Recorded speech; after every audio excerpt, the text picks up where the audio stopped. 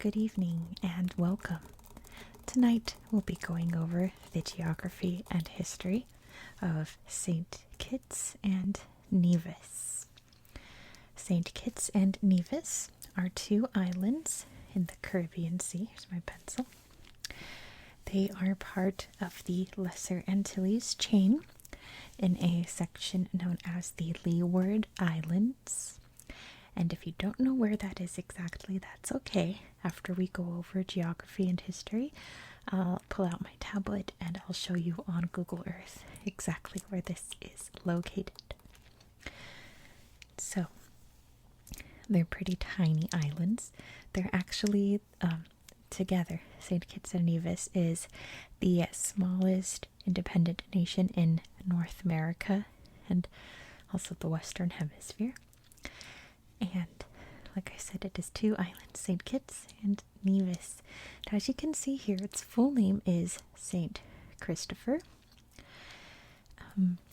This country is one of the victims of the English not knowing how to pronounce things and renaming them and pronouncing things totally incorrectly. So St. Kitts is their version of the Spanish version of St. Christopher.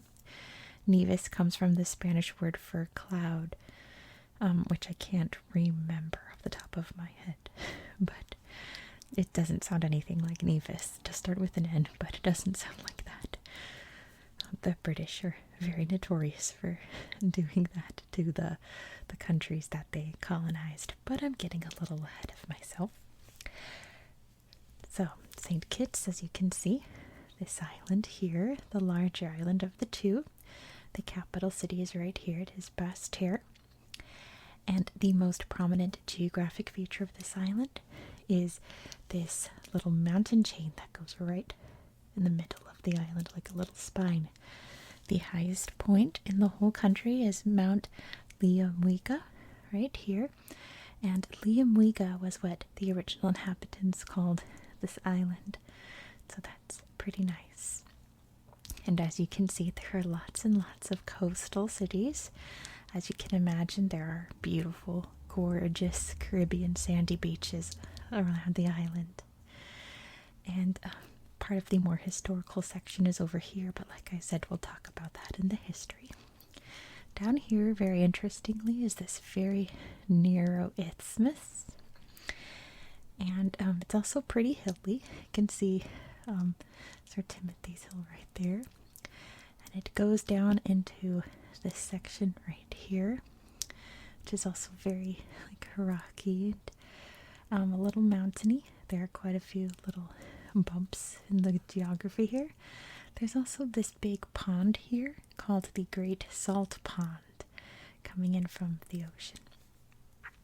Now both sides of the island are pretty different in terms of the waves and just the calmness of the water. The Caribbean side is far calmer than the very choppy Atlantic side due to the current going through the Atlantic Ocean. And those two, I guess, water, how do you describe it? Like calm Caribbean, choppy Atlantic would meet right here in the middle in this section known as the Narrows that separates St. Kitts from Nevis. Nevis is this nice little round island. Mount Nevis is right in the middle there. And as you can imagine, they are volcanic islands. They have lots of hot springs and things like that. Nothing like boom erupting volcanoes, but they have geothermal activity nonetheless. And Nevis, of course, has its own very beautiful, lush beaches, with Charlestown being their main center, sort of like their own capital. Again, something we'll talk about in the history. And there's also lots of, you can see the coral around here as well. Just a very, very beautiful place. And let's talk about its history, because it's, like I said, a very small country. Let's learn more about it in its history. So the first people to settle the islands were an unknown people, so we don't know much about them. They were here about 3,000 years ago. by about 4000 BCE, the Taino people came in and settled the area. The Taino people were an Arawak tribe, I suppose, more known for being on Hispaniola, like Haiti and all of that. But then the Caribs came in and settled on the island around 800 CE. And if you've seen any of my videos about the Caribbean islands, the Caribs, where the Caribbean gets its name, were an extremely aggressive people. They definitely fought first and talked later, whereas the Tainos were pretty the opposite. They would fight when necessary, but their first instinct wasn't to fight. So when the Caribs arrive on your island, you're kind of in trouble because they will fight you. So you can imagine that after a moment, the Caribs were the more dominant peoples on the island. But there wouldn't be any European settlement until the 1600s. Christopher Columbus did sail on by. He actually named the St. Christopher Island, presumably not after himself. But the first to settle on the island were the British. They came onto St. Kitts and founded this town right here, which I keep saying the wrong name, and when I say it correctly, it feels so wrong. Old Road Town. Feels so wrong to say Old Road Town. That's funny. So the British came here. They started their settlement in 1623. The French came to the other side of the island and founded a settlement in 1625. Now, if you know your history, especially at this time in history, the British and the French do not get along at all. They don't get along for the majority of history. So they agreed to just split the island. This section would be the British, this section would be the French, which probably not the best idea. But there's a little map over here. You can barely see it over here, but this is the island of St. Martin.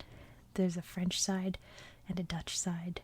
So it is possible, but we're talking about the French and the British here. They're not going to get along. However, the Caribs are on this island. And as I said, they are an incredibly aggressive people. So of course, they fought against the British and the French. The Carib tribe at this time is known as the Kalinago Caribs, different, subsects of the Caribs. So the British and the French actually worked together on something. In 1626, they claim that they knew that there was a huge attack coming from the Kalinago, so they took it upon themselves to slaughter about 2,000 Carib peoples, which is very, very sad, but according to them, it was a preemptive strike, so who knows. However, that solved the Carib issue, and they started to establish sugar plantations, which took off in a big way on both of these islands, but mainly on St. Kitts. In 1629, the Spanish invaded. Now, if you think the British and the French don't like each other, at this point in history, the Spanish and the British really don't like each other. Really don't like each other. So, of course, the Spanish come in. They kind of have a dominant presence over this section of the world, Central America, South America, parts of the Caribbean. So they weren't too appreciative of other countries taking this land, especially the British. But a year later, when they signed a peace treaty over in Europe in 1630, they agreed to give the island back to the British, but they did not recognize the claim until 1670. Meanwhile, the British and the French, trying to share this island, but not doing a great job working together. There were multiple wars that Britain and France fought in the 17th century, which came out this island as well. Violence breaking out on the island, and it wasn't until 1713 that the French decided to renounce its claim on the island. They just gave up, especially if you know what's happening over in France at this time in history. It's not a really great time for France. They're about to have a high and then a really big low, but anyway.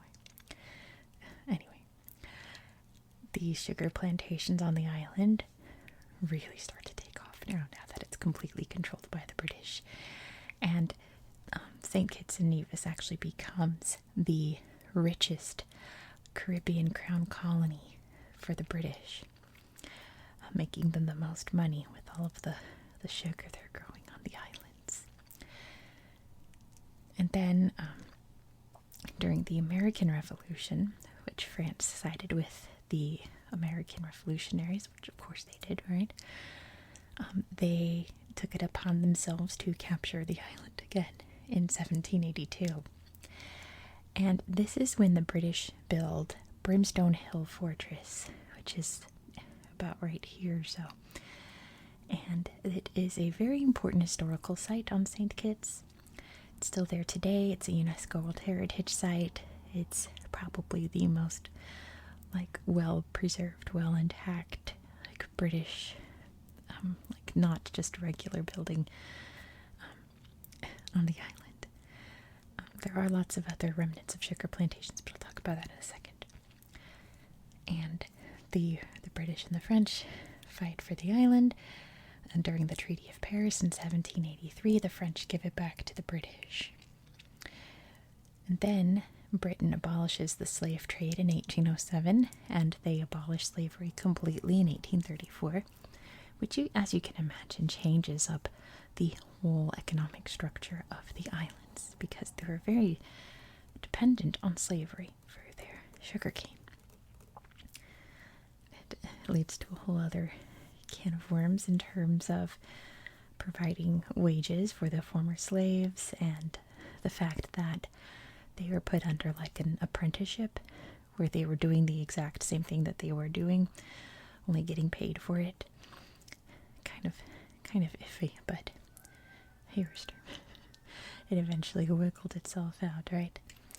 And then in 1882, the country became federated, but it also had the island of Anguilla with it, which is not too close to these two islands. This is actually Saint Eustatius over here. Anguilla's more up there. It's not terribly close, nothing like how they're close together. But they were federated as one colony together. In 1935, really jumping ahead now, the sugar workers went on strike. As you can imagine, the quality of the work has not really changed for the better. Not to mention, this was the Great Depression as well. And strikes form labor parties, of course, and eventually the labor parties would form an independence movement. And Anguilla decided to break away from these two islands in 1967 as they were figuring out their independence, the agreements with the British. Nevis decided to stay and be a part of St. Kitts, but they wanted autonomy, which they were allowed to have. So to this day, St. Nevis has its own elected officials, pretty much its own government, apart from St. Kitts, but they are still one country together, and they achieved full independence on September 19th, 1983. Nevis never really meshed with St. Kitts, particularly because, St. Kitts was the big moneymaker in terms of sugar, right? It was happening on Nevis, but not like it was happening on St. Kitts. So a sort of dual culture developed. The rich island, poor island in a sense. Not that Nevis is terribly poor, but poorer than St. Kitts. So in 1998, Nevis held a referendum to see if they should split from St. Kitts, but it did not receive a 2/3 majority vote. It came close, but not totally there, so it remained with St. Kitts. Then in 2005, the islands officially shut down their sugar industry, and they decided to focus more on tourism, which was a lot more profitable and, brought a lot more attention to the islands because they are very beautiful islands. The sugar, the mills and things like that, they still exist, but a lot of them are very run down. They've been overtaken by like trees and like the forest and things like that. Some of them have been converted into like restaurants, interesting things like that, but they're all pretty collapsed, the ones that haven't been renovated into other things, which is why I talk about how Brimstone Hill Fortress is like the more better preserved. It's pretty collapsed, but not like the old British sugar plantations have collapsed. All the mills and processing plants are pretty much worn down at this point, but kind of beautiful in a sense.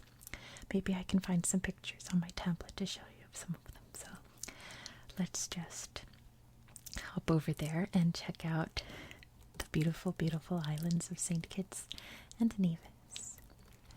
Alright, so let's check out St. Kitts and Nevis. First of all, let me show you where these islands are located in the world.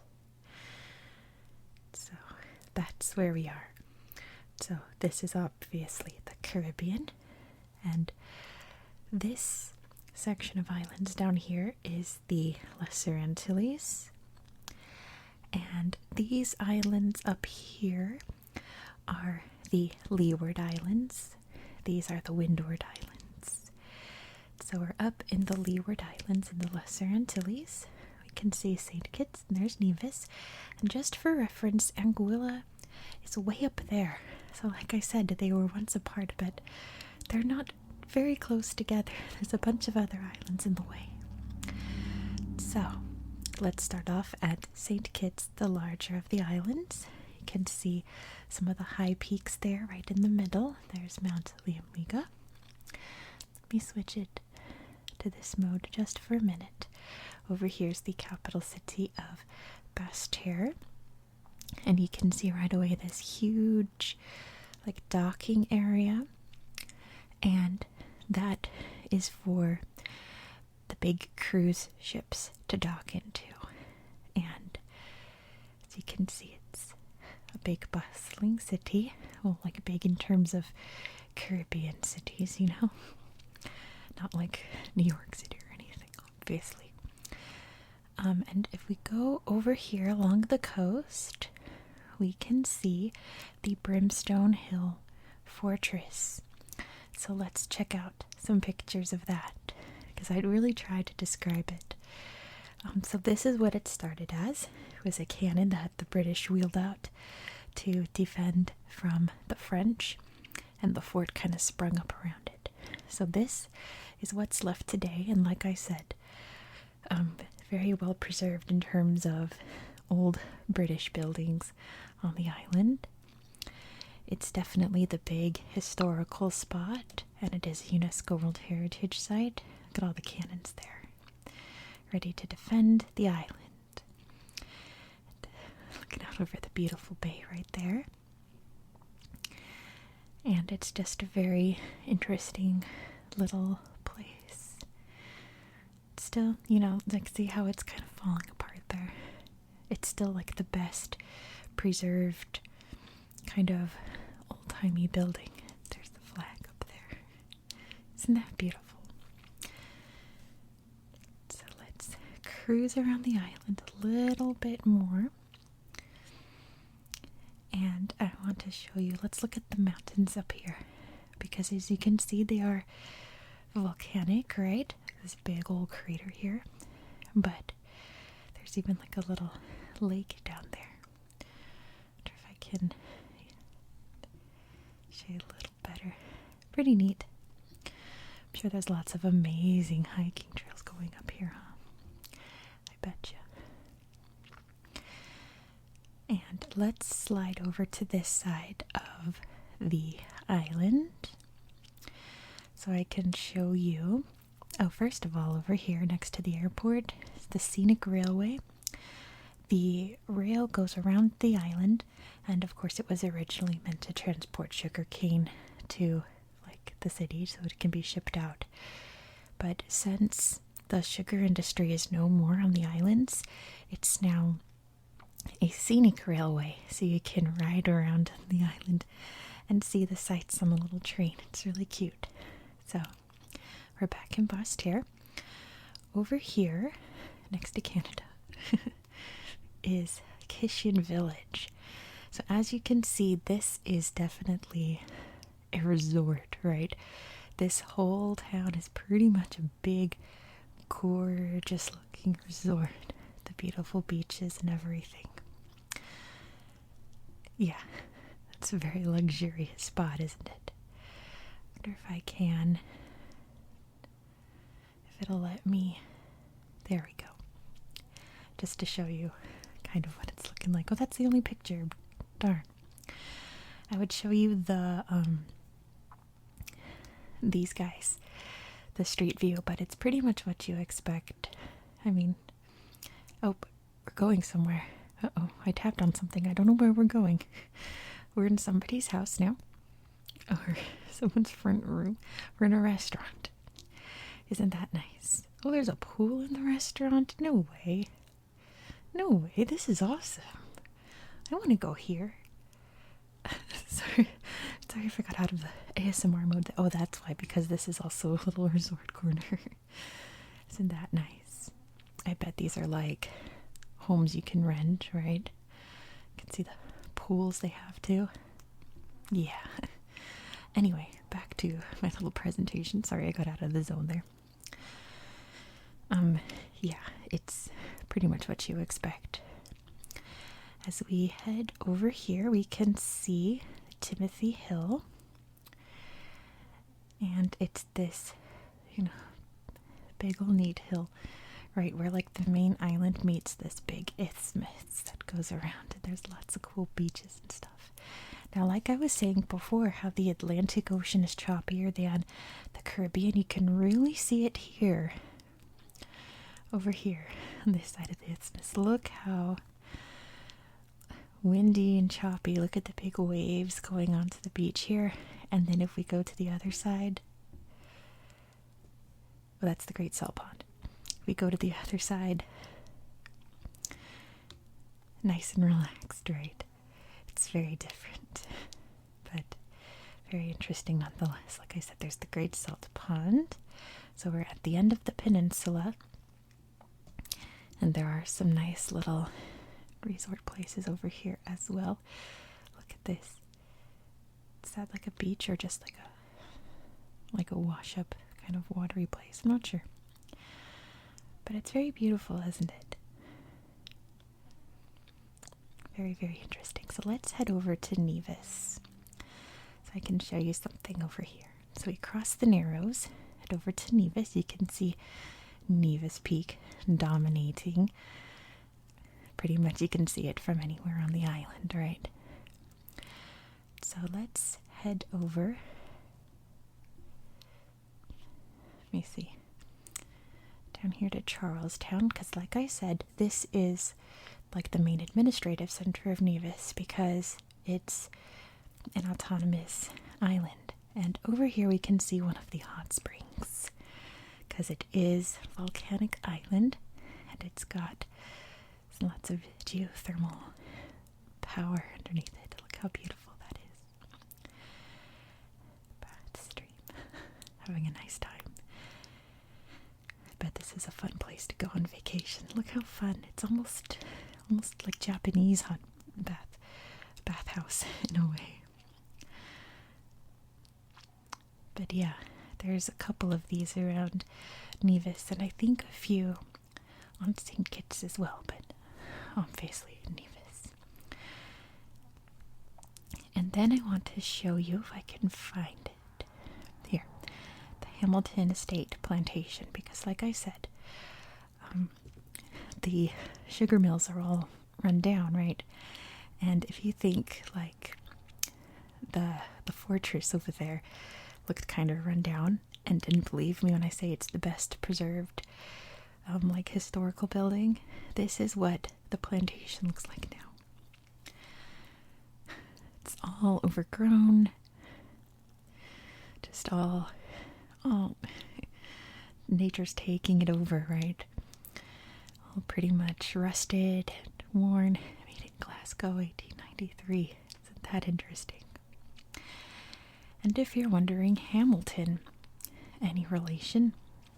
Yes. This is where Alexander Hamilton was born. Isn't that interesting? So yeah, when I say that the sugar mills are all run down and ruined, that's what I mean. And that's pretty much what I wanted to show you on the islands. Shall we just do a random street view on Nevis? I haven't really played with street view on Nevis. Let's look at, I want to say something coastal, because we're in the Caribbean. We have to see a beach, right? Let's check out what's happening over here. It's probably a resort, though. I don't really want to see a resort. Yeah, scuba safaris. I want to see what the island really looks like, you know. Let's see what we can find before we head out for the night. Let's go to Herbert's Beach. Beach Club. There's the airport. Let's see what this is. We're probably going to be on somebody's boat. Newcastle Bay. Oh, yep. Well, at least we're on the beach. And this is what I wanted to see. You know, not tourist little cabanas and umbrellas and stuff. I want to see a real beach, right? So lots and lots of boats out on the water, and not like touristy jet ski like fun boats, but actual like fishing boats, you know. Big beautiful waves, islands off in the distance. Perfect. All right, I'm gonna end it on that note. So thank you so much for watching. I hope that you found this video relaxing and educational, and I hope that you have a very good night.